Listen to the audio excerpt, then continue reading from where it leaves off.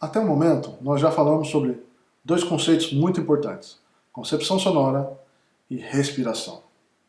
Agora a gente vai falar sobre embocadura. Na minha pirâmide, ou naquela trindade que eu não penso em embocadura nessa ordem. Aliás, eu penso concepção sonora, primeira parte, respiração, segunda parte, e a terceira parte é o corpo. Então teríamos aí postura e digitação. Mas embocadura é o tema que mais nos chama a atenção. E faz sentido, porque é o ponto de contato mais importante que a gente tem. Porque dedo, tudo bem, a mão aqui, tudo bem, mas a boca ela dói, né? Então, por isso que todos os trompetistas estão sempre preocupados. O agudo a gente aperta para sair, então todas aquelas coisas que trompetistas em geral estão preocupados. Não é à toa que eu te falei que durante muitos e muitos anos os trompetistas sempre pensaram somente em embocadura. Daí a gente passou a pensar em respiração, passou a pensar em outras coisas e de repente meio que parou-se de falar em embocadura. Porque cada um toca de um jeito e tal. Ah não, fulano de tal toca pro lado, não sei o que. Olha, é verdade. Hoje em dia o tema embocadura é um pouco... qual a palavra seria para isso? Um pouco controverso. Aí quase ninguém quer falar, os professores não querem falar. Pois bem, eu me aventuro a falar um pouquinho, porque eu acho que é sim um tema importante.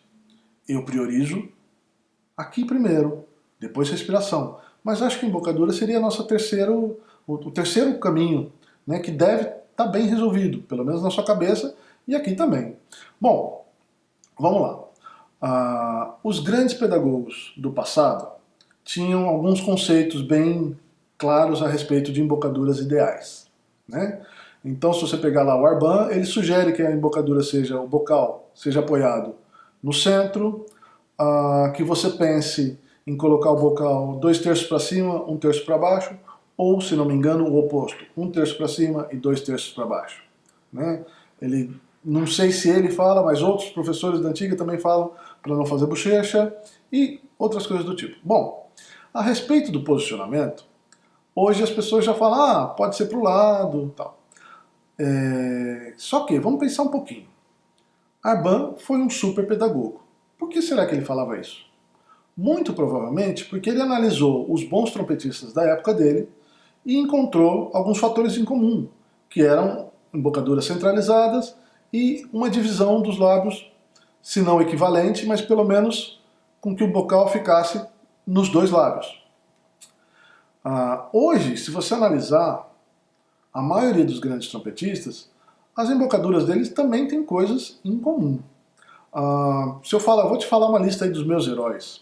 Olha, Rafael Mendes, Timofey Dockschitzer, Maurice André, Wynton Marsalis, Håkan Hanneberg, Ole Antonsen, Charles Luther, Pátio Flores, Nailson Simões e outros trompetistas tremendos no Brasil. Olha, cada um tem sua embocadura? Tem. Mas se a gente dá uma olhadinha de perto, a maioria é razoavelmente centralizada e a maioria obedece essa questão de um pouquinho para cima, um pouquinho para baixo. Tá? Então, assim, a regra continua sendo o que Arban falou, o que Santiago falou. Agora, existem exceções. Nós temos o primeiro trompete da Berlim, Thomas Wellensey, acho que é assim que fala o nome dele, que toca totalmente para o lado. Poxa, totalmente para o lado.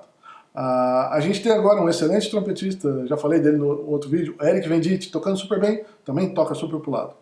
São exceções.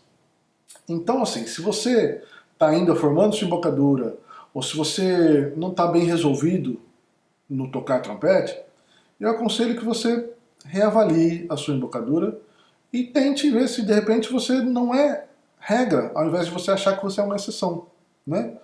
Muitas vezes tem muitos trompetistas achando que são exceção, mas talvez se eles forem para o caminho da regra, eles vão ser mais beneficiados. Então presta atenção nesse posicionamento. O que acontece? Se você toca maravilhosamente bem, todo o registro, do grave ao agudo, conectado, e você coloca o seu bocal no nariz, eu nunca vou te falar nada, eu acho que está certinho. Agora, se você não está tocando bem, eu acho que sim, vale a pena verificar se o conceito musical, o conceito sonoro está no lugar, se a respiração está no lugar, e a terceira parte é, sua embocadura está no lugar. Não, hoje em dia não há tanto problema se você toca mais para cá ou mais para lá.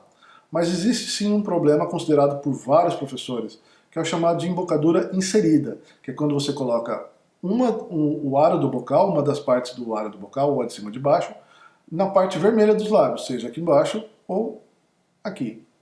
Simplesmente porque essa parte vermelha dos lábios ela é mais sensível e ela não aguenta o trabalho e a demanda necessária de tocar trompete, ainda mais ao longo de muitos anos. Eu conheço trompetistas com embocadura inserida que tocam bem, acho que não conheço nenhum. Deve existir, o fato de eu não conhecer não significa que não exista, mas é uma super exceção. Então, se você tem uma embocadura inserida e você não toca bem, eu sugiro que você mude sua boca.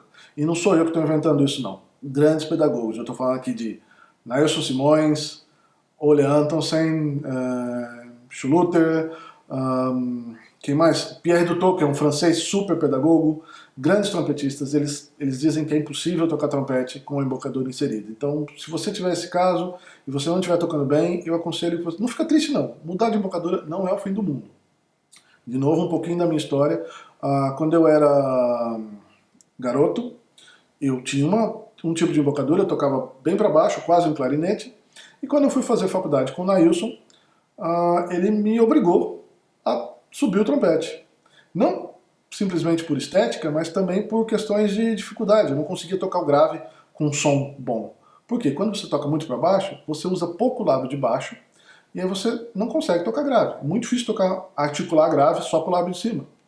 Então, na faculdade, no primeiro semestre, eu tendo que tocar característicos do Arban, balé, Clark, vários estudos muito difíceis que eu nunca tinha feito antes, e eu tive que mudar de embocadura durante a faculdade.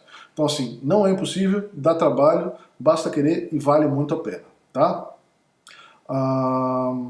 Acho que já vencemos a parte de posicionamento de bocal. Bochecha é outra coisa que é considerado inaceitável, pelo simples fato, você faz a bochecha, o ar vai para a bochecha para depois sair. Isso aqui é muito mais veloz do que quando você faz simples. Tente soprar uma vela assim e tente soprar uma vela com a bochecha. O ar fica totalmente com falta de direção e a pressão também é totalmente falha. Então, bochechinha tá fora. Agora a gente pode falar sobre cuidados com a embocadura. Bom, eu posso falar com propriedade a respeito de cuidados com a embocadura, porque eu tive problemas com a minha embocadura. A primeira questão óbvia é o seguinte: os lábios são feitos de carne, é uma parte mucosa, né? E atrás dele nós temos os dentes, que é uma espécie de osso, né? Bem duro, os dentes são bem duros, e na frente você vai ter um bocal. É lógico que nessa equação, dos três, quem mais vai sofrer é o lábio. Então, pelo simples motivo de que ele está nessa posição desprivilegiada, ou essa posição ruim, ele deve ser muito bem cuidado, tá? Então, tomar cuidadinho aí com a sua boca, para que ela não venha a ter um problema. Como é que você pode fazer isso? Sempre estudar com intervalos, né? Uma coisa que é muito comum ver em trompetistas é eles tocam e aí na pausa eles continuam com o bocal em cima do lábio. Se você fizer um teste com o seu dedo, que também é carne, e colocar em cima do seu lábio e deixá-lo, você vai observar que o seu lábio fica branquinho quando você tira o dedo, né? Ou seja, mesmo que você tenha uma pausa de uma cocheia, tira o bocal do lábio para que o sangue volte a circular. Isso é fundamental. Outra coisa, dica básica, essa dica foi do Adam Rapa, para você manter a sua mucosa bem, manter a sua boca bem. Água, hidratação, porque quando a gente está desidratado, as primeiras partes do corpo que sofrem são as mucosas, né? Aquela língua seca, boca seca, isso não é bom para tocar. Então estuda sempre com um copo d'água do lado. Dica do Adam Rapa, super trompetista. Eu fazia isso antes sem saber, depois que ele falou, agora eu faço mais ainda. Outro cuidado muito importante.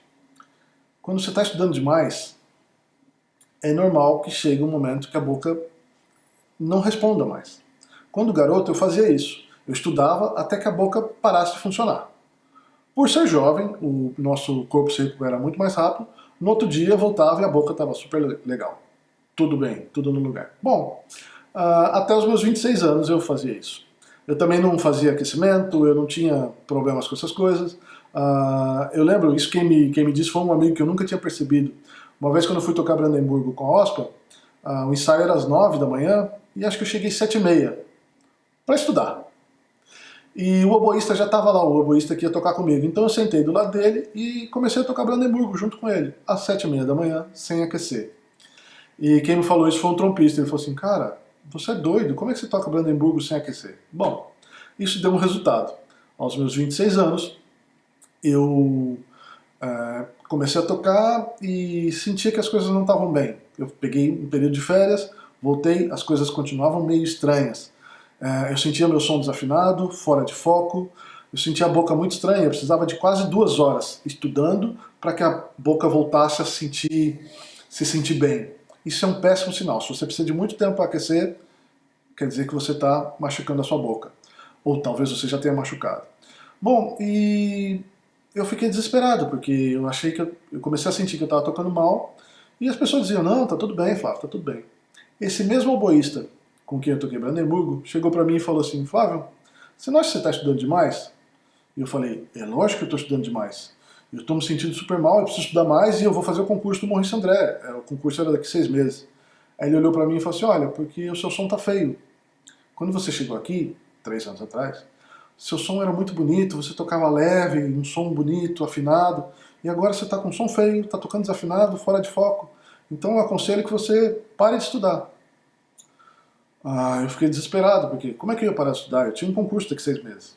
Bom, eu parei durante 3 meses. Conversei com os trompetistas do naipe, eles assumiram para mim esse período, e eu fiquei sem tocar. E refletindo como é que eu podia estudar. E pesquisei livros, tem vários livros sobre recuperação de embocadura, quer dizer, não tem muita coisa, mas hoje já tem mais material. Pesquisei, fiz exercícios, mas eu principalmente pensei como é que eu podia tocar sem forçar tanto os meus lábios.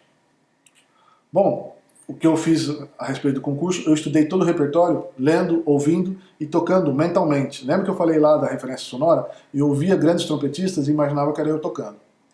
3 meses antes do concurso eu voltei a tocar, sempre tocava 2 minutos, parava, 3 minutos, parava, para sempre tocar com a boca fresca, sempre ter a sensação de estava tocando com a boca fresca.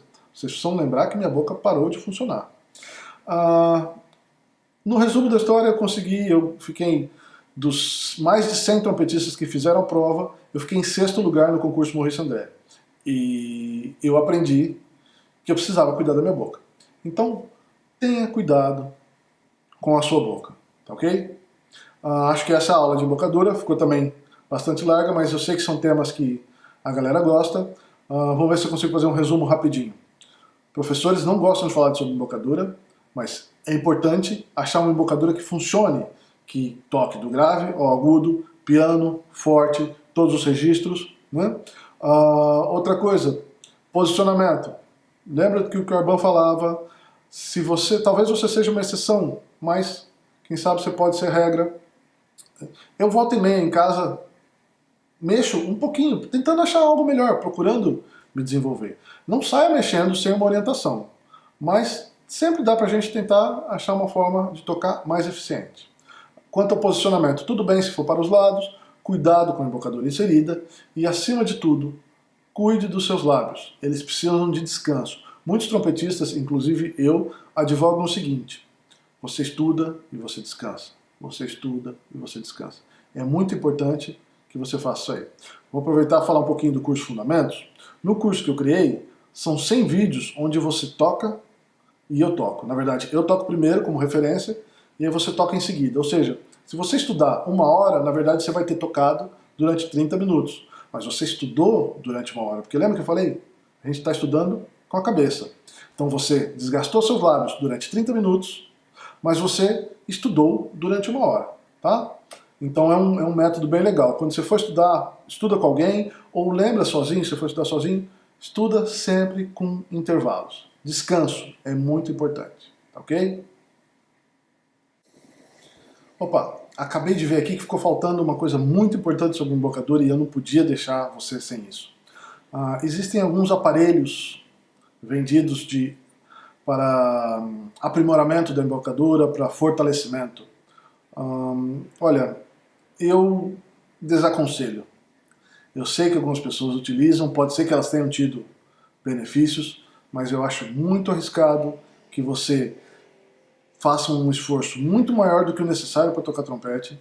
Isso possa danificar os seus lábios. E aí, meu amigo, aqui no Brasil, que médico você acha que vai saber cuidar de boca de trompetista? Tá?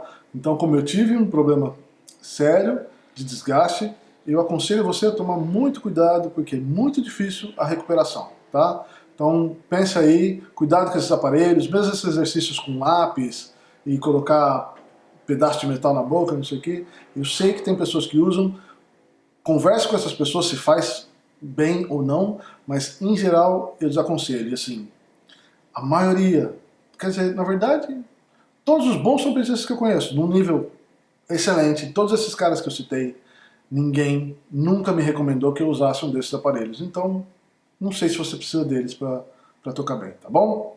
Valeu, até mais.